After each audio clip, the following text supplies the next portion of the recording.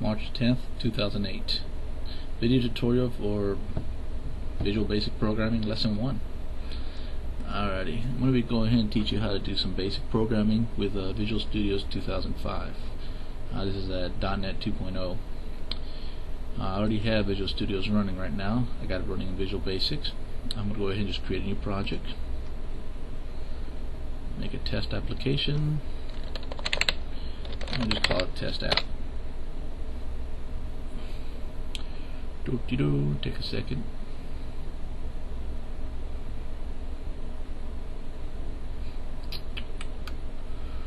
Okie dokie.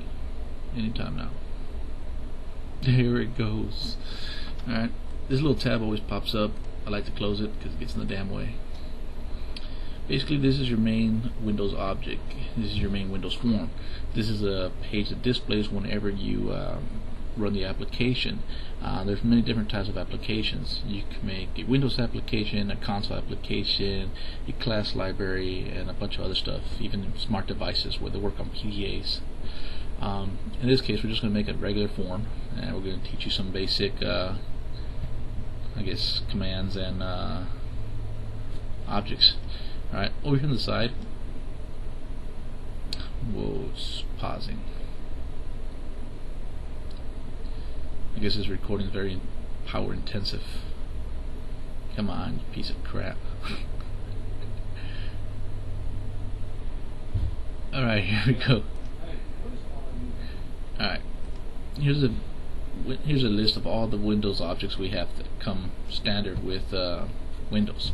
You got buttons, you got checkbox, you got list box, you got color boxes, combo boxes, and much more stuff. I'll go through them as we go on. First, I'm going to talk a little bit more about the form. This main form pops up on the screen. You can resize it however you like. You can change the title of it. You can remove the control buttons on top. Down here on the side, well, this window here displays all the items in your current project.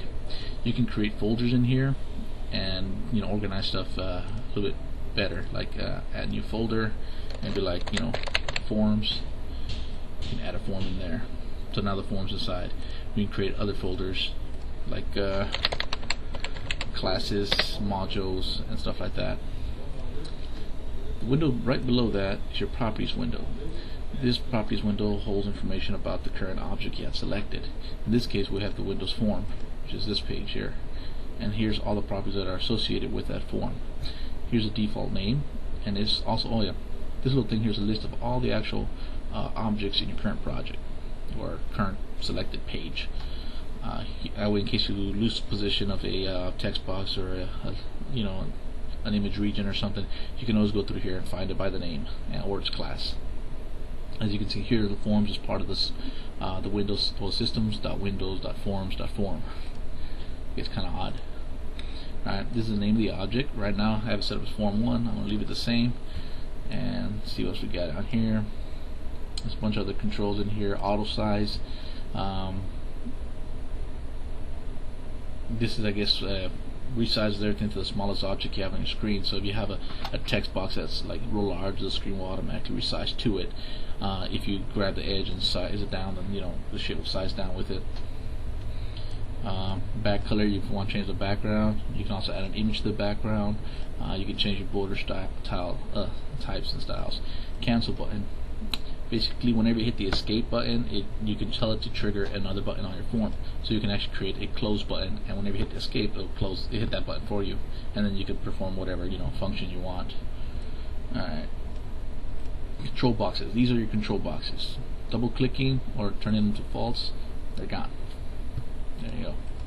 Sometimes you might want to turn them off, sometimes you do, sometimes you don't, double buffered, I guess is if you're doing a lot of refreshes and a lot of drawing on your screen, you can cause it to keep the screen refresh so it can draw fast and animation to be smoothly. Enable basically this disables the entire form. Any single object inside the form will become grayed out if you disable it. It's still visible but disabled. Fonts, you can set up the global fonts. Anything that's created inside this form inherits the fonts from the parent form. So if you change the fonts in here, you can go and change whatever you want. We always use this. You see the auto size does that weird crap. Alright. For color, basically change the color of your text, crap like that. Form border style. This is where people can resize it. I usually like doing fixed dialog or fixed tool windows. They just look nicer. It's a small thin bar, and you get rid of all of the buttons. I use this when I'm making like pop-up messages or little information boxes, and don't need people to have the controls on them. I'll just leave it as sidespool for now. Actually, just fix single. That means it can't resize it. Help button. Apparently, you can put a help button somewhere. Yeah. Icon. Change this little icon up here in the corner. Key preview. This excuse me. This is good whenever you want to detect a key press on the keyboard. So say someone presses the letter L, you want to detect the letter. Stuff like that. It's a good thing to turn it on if you're going to have key detection. I will probably add key detection later on in another lesson. Languages, all the crap. This maximize button, you can turn it off. Basically, it doesn't enable, disable on it. Same thing with the minimize. Right to left, show icon, shut this off, probably hide the little icon on top. Yeah, see. Show in taskbar, basically when you minimize, well actually when you run the program, a taskbar will pop up here saying, form 1 or whatever it's called. Grid size, this is whenever you're positioning. Windows .NET 2.0 likes to do this thing where it snaps to grid. You can move objects around, helps alignment and stuff. Not really a big issue. You can change it to whatever size you want. Where the hell is that? That's not it. That's something else. It's called like grid size or something. I don't know. Start position. Basically, you want the program to start in the middle of the screen, or you want to start in the middle of another form. It depends how you're gonna do this stuff. Tag, I have no idea. Text basically changes the text up here. So if you want to say hello world, there's hello world. It's a form name. Topmost, basically saying that it's always on top. Transparency, this is neat if you want to make it transparent background. This really doesn't work well. The Windows draw function's kind of gay. It actually does a screenshot. It doesn't do a live rendering of the background, so it doesn't work too well. Windows state, normal, maximize, max. When you first run it, what state do you want it in? Wait cursor, whenever the system's doing something, do you want something to pop up and a little cursor with an hourglass or something? I believe it uses the default one for now. Alright, let's go over here to the objects now. We got all these other objects here like buttons and stuff and input boxes. We're gonna start off with the text box right now. Text box is a way of getting information from a user. And over here the default name is Textbox 1.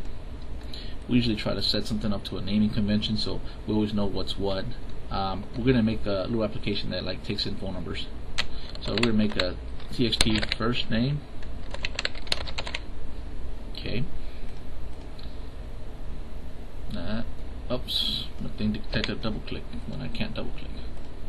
I'm going to hit Control C to copy it and paste it with Control V. I'm going to change that one to txt last name.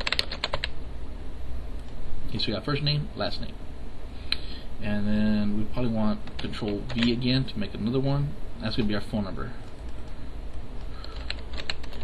We'll just call it number.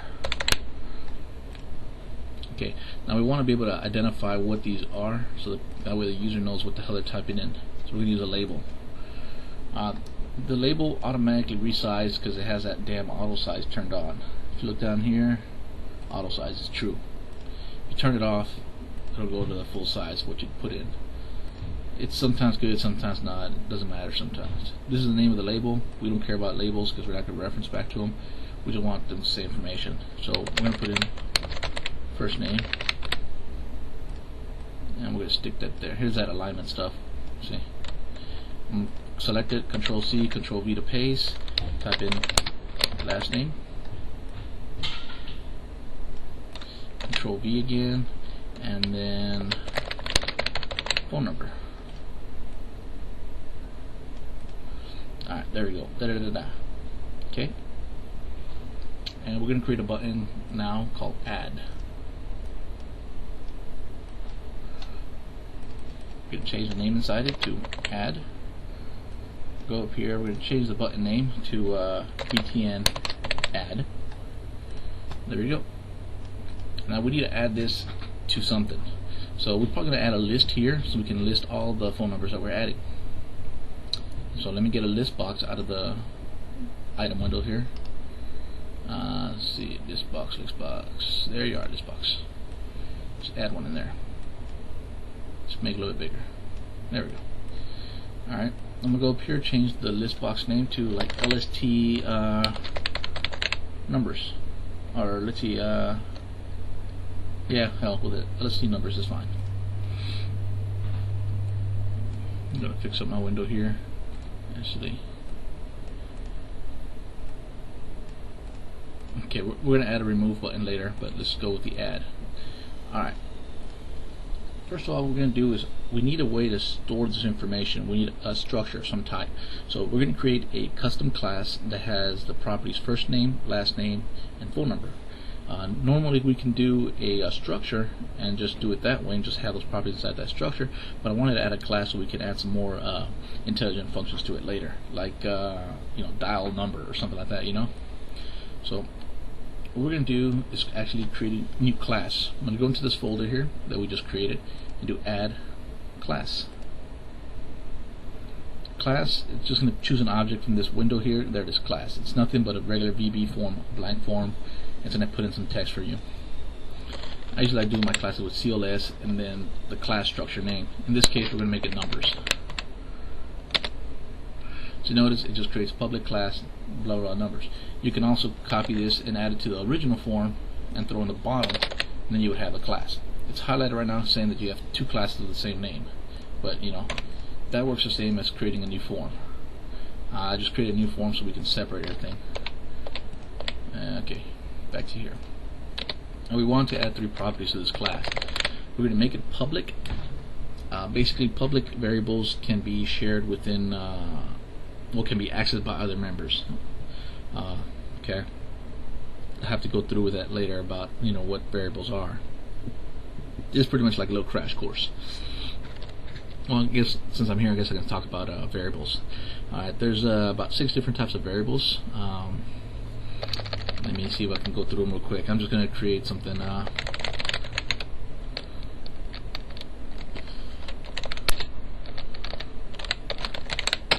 Okay, I'm just create this here. I'm just make up some junk here. Okay, we got. I'm just gonna make up some letters and then go through all the different, I guess, variables that we have. A as integer. It's pausing again. What are you doing? Come on. No, not responding. Alright, well, I'm pretty sure the recording's still going, so. We got integers, we got doubles, we got strings, we got characters, what else we got? Boolean, and some other stuff. I'm just hoping this thing recovers so I can type it out. Alright, an integer holds a value without any decimals in it. So any kind of positive number will be an integer. There's also a long. A long is just a longer version. It just means the way the information is stored. Instead of being like you know, 16-bit or 32-bit, it'll be like a 64-bit you know, data reference. That way you can store a bigger number. There we go. Oh shit, that took forever. Alright, so we got integer. There's the, I guess, what is it, caption sense or whatever it's IntelliSense. You hit space to get it going, or enter or some other shit. Alright, A is integer. Okay, this is basically a single number, you know, 1, 5, 32, 5,000, negative 53, you know, any number like that that has no decimal points. You can already set it to a number here, so you can set it to 55. If you put it to 0.5, like 55.5, the actual value that is only stored is going to be 55, not the points, because the integer cuts that shit off. Okay, we're going to do B as double. Now in this case we can actually do 55.5 and it'll store the 0.5. We can do dim B at let's try C as string, and this is basically stuff, characters. String is multiple characters you can put together. Now you can do D as character. This will be a single character. If you know the character code, you can use a character code, or you can just put in the letter. So that one stores the letter L. DME as boolean. This is basically true and false, yes or no. You can also make it 0 or 1. It understands the same thing. That's true. That's going to be a 1. If you put a 1 in there, that's still going to be true. Alright, so those are those variables. Just like any variables, you can actually make a subscript about it. Or not really a subscript, but an array. So we can do something where, say we want 10 letters, 10 integers. We can actually do it like this, where you have it defined as 10 integers and put in you want 10 of them. In reality, we're not going to have only 10 integers, we're going to have 11, because the values always count from 0 to whatever number you put in. So, oops, hit return. So if you want 10 numbers, hit 9. Now, what this actually does means that we can do something like this now. A1 or A0 equals 5. A2 equals 53, and so on and so forth. So you can reference different numbers. So you can see you can see where you can change the numbers as you want and set it in different spots. This is what the array is. You can make an array just about anything. There's really no reason to make an array of characters, because that's what this string is. Still, in some situations you might want to. Maybe later on for parsing and stuff like that. Alright, well that kind of goes over what the basic variables are. I guess back to our class here. We need to save the first name, last name, and phone number. So we're going to make public, first name as string, and I'm going to put a default value as blank. I'm going to do a last name as string, also blank, and then phone number as string as well. Mainly because if we do it with integers, if they type in like 979 dash da da da da, that's going to be in like 979 minus 456, and that's not what we want. We actually want the value. I mean, we don't want the value, we want the actual text. So in this case, we can do like, whatever, and they'll store that information for us. We're going to leave it blank. Since we want this thing, actually let's put in a default name in here so we know it's blank. We'll just put new contact. That way new contact will be in there. That's first name, last name, and phone number. Okay. Now, we want, whenever we create this object and we want to reference the toString, we want to return back the first name, last name, and possibly the phone number. So we're going to do what's called an override function. We're going to do a public overrides, and here's the IntelliSense in 2005 that helps a lot, toString. This is a default override method. It's basically saying whatever the hell this class is, toString, we're just going to change it. What this would do will return back this class name. That's not what we want. So I'm going to go in here and change this to, I want it to return back the first name, a space, and the last name. I can't even see with that mouse there. It'll fix it. Except I need to spell the name right. And actually put a space in there. And I want the phone number in here. And the phone number. Alrighty. So there we go. Now what the hell does that mean? Okay, basically whatever's stored inside this variable is going to be added to the last name and the first name. So for example, we had first name is equal to let's say test, and last name is equal to hi, and phone number is equal to whatever the hell. Well, what ended up happening, our return value would be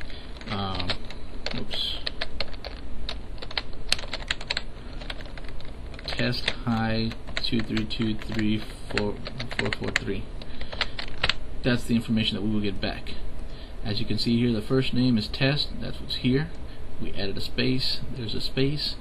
The word hi. There's hi, which is in here, followed by another space, and then followed by the phone number and a number there.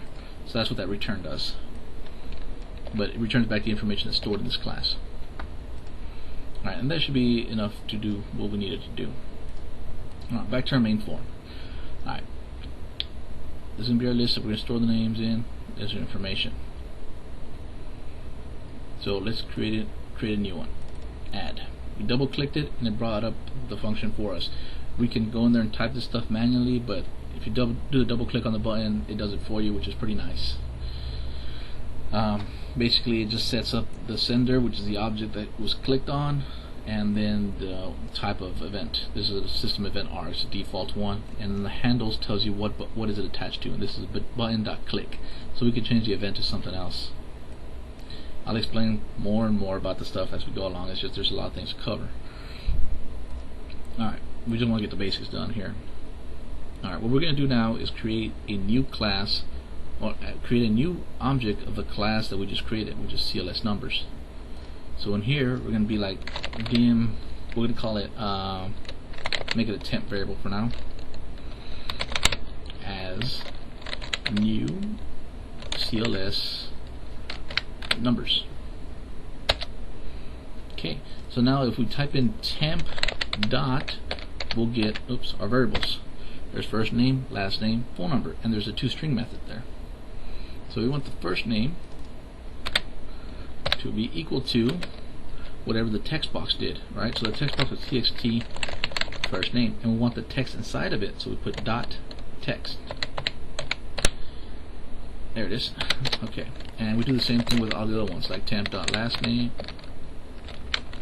and we do txt last name dot text, and temp dot phone numbers is equal to txt number dot text. So it's good to remember what you use for the names of the objects, that we can reference back to them pretty easily. If not, you'd have to go back and forth, select the object, go all the way to the top, find out the name.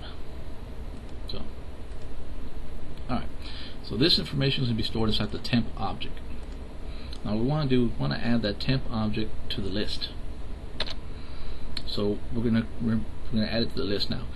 We create our list and we call it LST numbers dot. Alright, the dot brings up all its properties and all its variables and stuff like that. We want to add it to a list. The list is a container object that has items, and the items is where we want to add the stuff to. So we're going to go items dot add, and all we do is add the object temp. The temp object holds the CLS numbers, and that's where it's going to go, right in there. And that's it. So we hit add, and that adds it to the list. Now we probably want to do a little bit more stuff to that. So right now, if we were to run this, we can type in information, hit the add button, and it'll add it to the list. Now we probably want to make it where whenever you click an item in this list, it fills in the information here, so we can edit it. So, well, let me just run this here, see how it works. So I'll show you how it works. Hit the run button, dun, dun, dun, dun. There it is. Here, this is our program we just created. It says hello world, although it's nothing to do with that. So type in your name, oops, and then your number. Make up something. Alright, there we go. Hit add. There it is, Steve Lorenzi, 979-285-4863. And you can select the object. We can add a whole bunch of them. Now that's not good, right? We don't want somebody to be able to add the same one over and over. So we're going to create something that checks to see that it does not exist already. Okie dokie. So let's do that real quick. Let's create the little function that checks to see if the phone number exists. Basically it's going to be, there's a damn phone. Right here, right before we add it, we're going to search for that object inside there. Since everything can have the same name. Well, actually, people can have the same name, same last name, and possibly the same phone number, but it's not all exactly the same. If it's exactly the same, then you know it's the same person. We hope. I mean, because then the parent should have named them differently or something, and they shouldn't have the same freaking phone number if it's a different person too. So we're not going to get too deep into that kind of weird boggling, whatever the hell. Alright, back to this thing. Alright, we're going to create a loop that scans every single item in there and make sure that the following item, well, the following string words or keywords do not match. So we already know what temp.toString is. Temp.toString will bring back Steve Lorenzi and my number. So we're going to create a loop to search through all the numbers. We're going to use a for loop here. A for loop lets you go through each item in the list. We can actually create a for each or a for integer value type, where we can go in through by number count or go in by a object count. I guess I'll do both. We're gonna go ahead and define a variable in here for t as integer is equal to 0. That's defining the variable and assigning it to number 0. And we're gonna put from 0 to we want the number of items at that list, so lst numbers dot items count -1. The reason we do a -1 is because remember, all the stuff returns back, it starts from 0 to the number -1. Like I said earlier with the variables, when we wanted 10 variables, we wanted 10 letter A's. Instead, we had to dim it to 9, so that way we had 10 and not 11. It'll become clearer later. Alright, hit return. The IntelliSense automatically adds the next for you. So now what we want to do is check for the word. So we want to do an if statement. If lst numbers dot items, and now we're going to select the item that we're looking at, and we're going to put t in there because t is the index number of the item we want. So that t represents whatever the hell's inside that list. We put dot. It'll bring up these methods. These are just global methods. There's a toString. toString usually exists on just about everything. Since this is an actual class inside it, we can do a C type.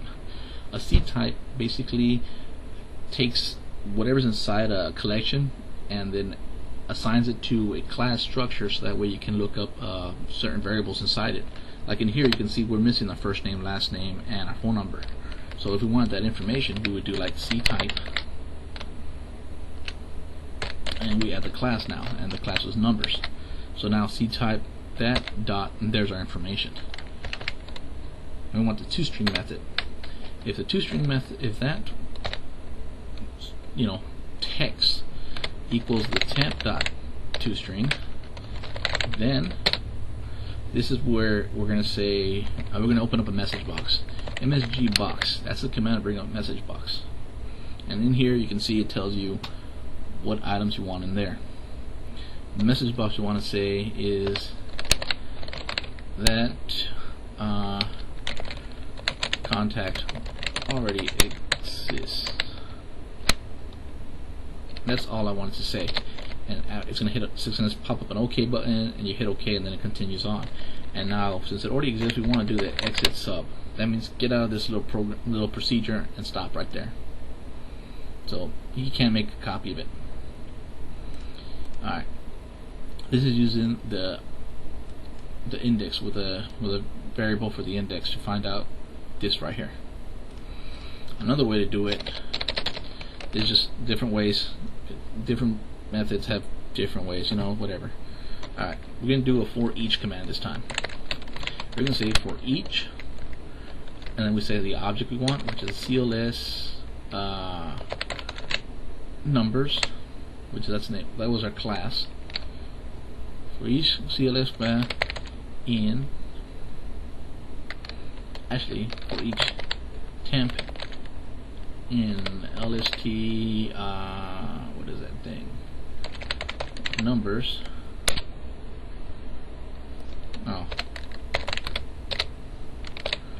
For each temp. Now, since we already know that temp is a CLS number, we went ahead and just used that for each temp. Actually, that's not going to work good. Let's try this. For each A as CLS temp. If we use temp, it's going to override it, and we need to look at that information later. And then what we would do here is if a dot toString is equal to temp dot toString, then we type in this crap here. You know, basically copy this and move it down here, and this would be the same as this. Where the hell did it go? Oh crap! There. Same method, same function, just a bit different. Here, we don't want to actually put that. We would have to do. There we go. This is the same thing as that. Two different types or styles of doing it. One is to use the actual index value of the list.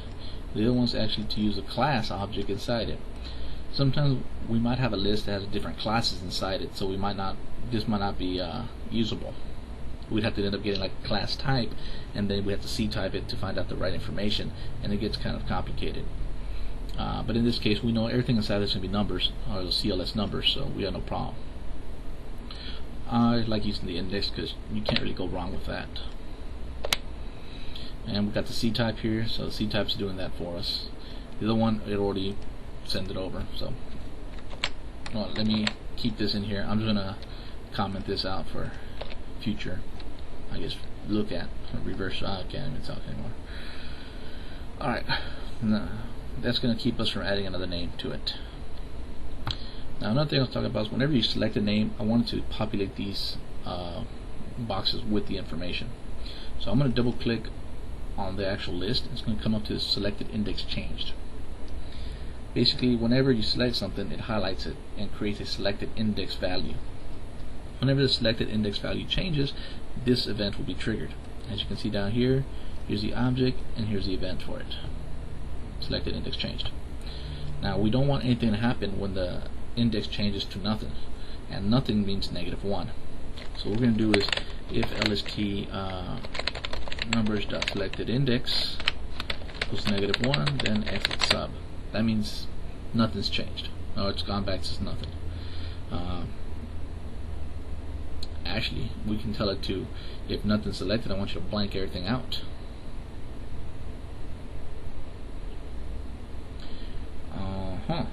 But we'll just do that for now. Okay. Whenever an object's selected, we want to populate the other one. So we're going to do this. We're going to do txt first name dot text is equal to lst number dot items, and here we type in lst numbers dot selected index dot first name. As you see, that's all wild. I mean, you're like, what the hell does this mean? We'll simple it up. We'll simplify it. Dim LOC as LST numbers dot. Oops. Oh wait, my bad. This is gonna be an integer value. That's gonna be equal to LST numbers dot there. Selected index. Okay. And now we want to do that C-type thing.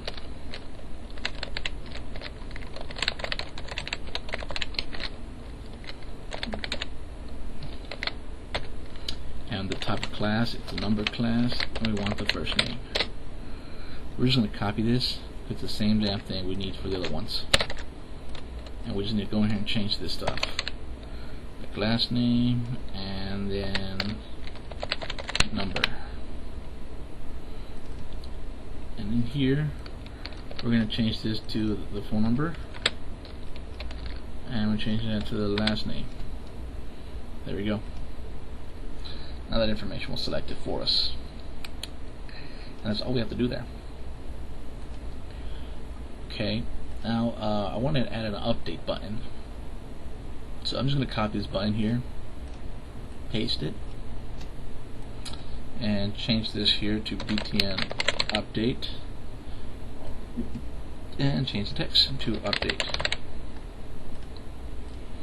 This update button, I want it to, whatever's in here, we can type, whenever we select something in here, it'll fill it in here, and then we can do an update, we can change the information. So first things first, make sure that something in the list is selected.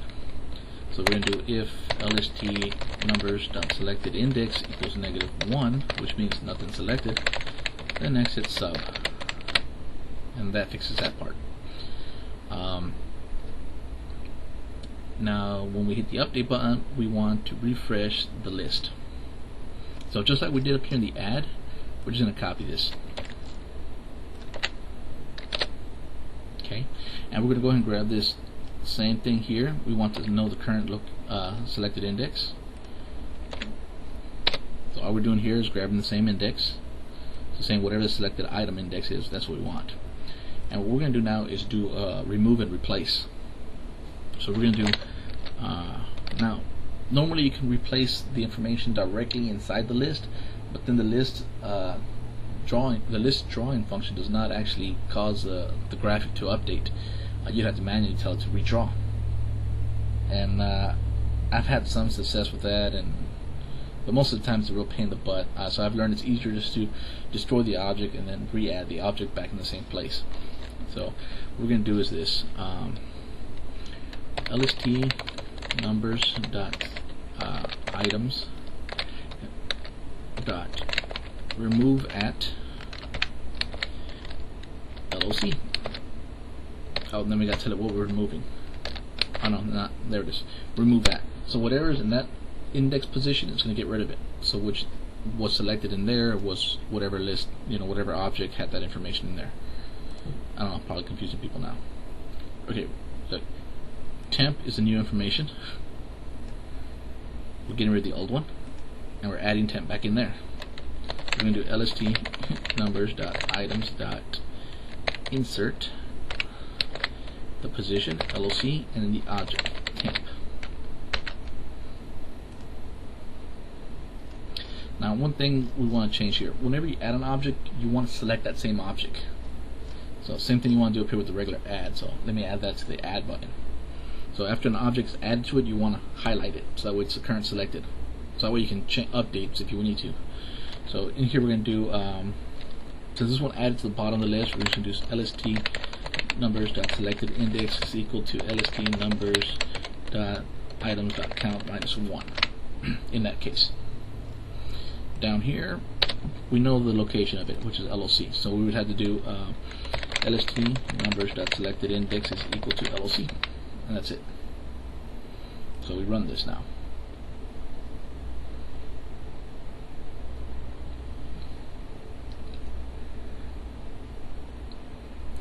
Alright, here we go. First name, Steve. Last name, Lorenzi. Phone number, 979-285-4836. Add. There it is. Add it again. Oh, that contact already exists. So, and look, here's the title. I didn't title it, so it said the default application, which is test app. So, who cares? That works. So that part worked. Now, say we want to add another one. Well, we need to add a clear button or something. What if you change this to Cindy Lorenzi and do add? Hey, Cindy Lorenzi does work. Try it again. Nope. Select Steve. Notice how it changes over? It's pretty cool, huh? And now we want to change Cindy to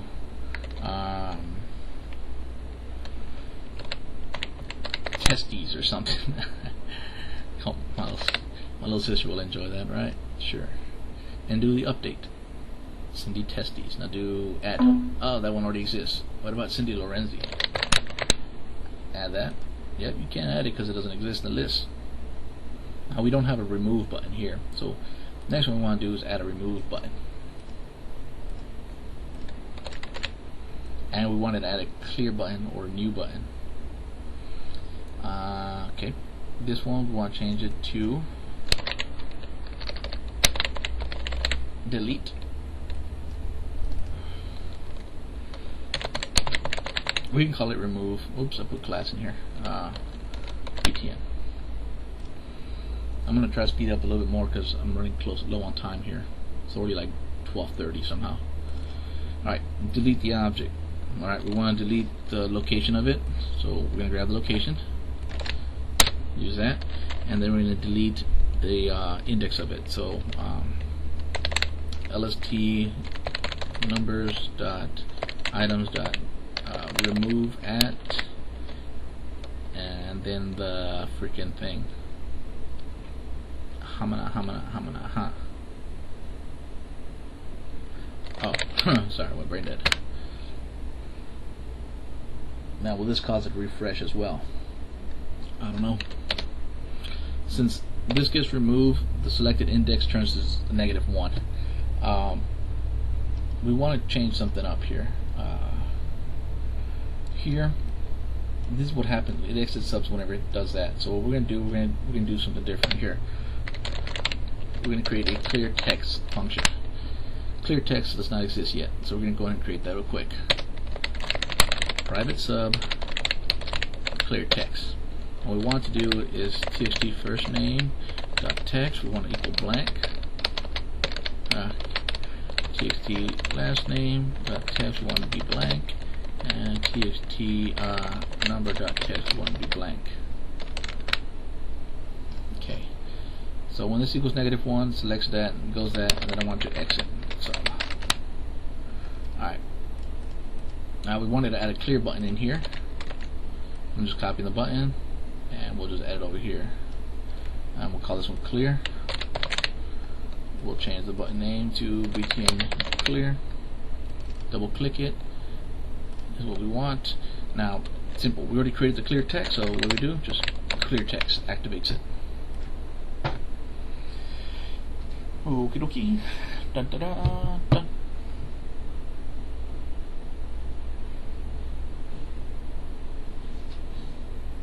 Come on. Oh my god, all my computers are retarded now. Whew. What did you do for work today? Oh, I screwed around with some video tutorial, you know? Come on. Damn it. Holy shit, that took forever.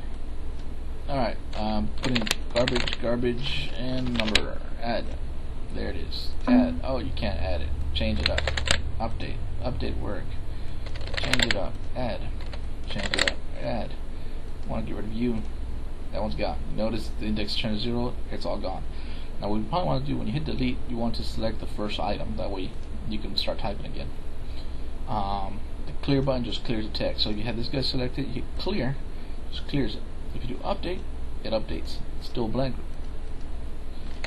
Alright. And there's no checking to see if it's an actual number or not. We can do that later if you want. We want to do that clear thing where it selects the first item in there.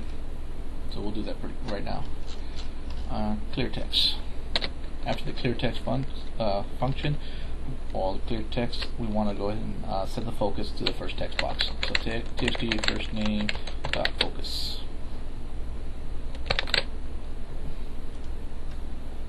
Actually, I don't know if you gotta do that. There we go. That will set the focus to it. So in theory, if this thing ever runs, man, this takes a while. I didn't think recording would be that bad. Then again, this is a single core system.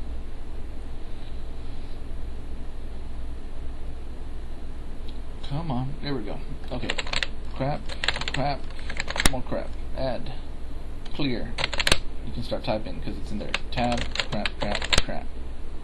Update. There it is. Delete the record. Update. You can't update because an item does not exist. Good. Clear. Add. Okay, blank object was added. You cannot add another blank object. Now, that lets us add blank records. We want to probably tell it not to be able to add blank records. This is probably the last thing because we got to end this tutorial. It's going a bit long.